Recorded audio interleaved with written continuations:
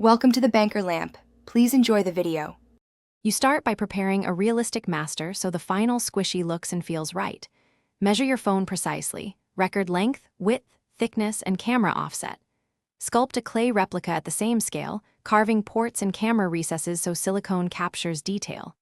Once done, apply a thin release agent to the clay surface. This prevents bonding.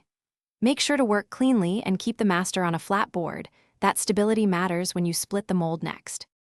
Next, construct a two-part mold and pour silicone carefully so you capture every detail.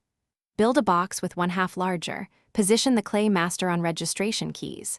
Mix silicone per the kit instructions, typically 1:1 by weight, and stir slowly to minimize bubbles. Pour a thin first layer, let it tack, then pour the rest in one steady stream. Once the lower half cures, invert, place keys, and pour the upper mold.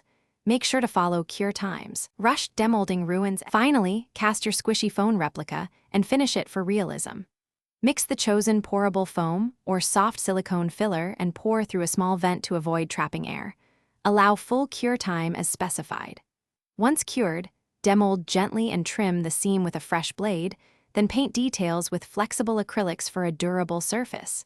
If the material tears or feels brittle, reinforce weak spots with a flexible adhesive, or remix with longer cure or degassing to reduce bubbles and improve strength. Thanks for watching. If this was helpful, leave a like and consider subscribing. See you next time.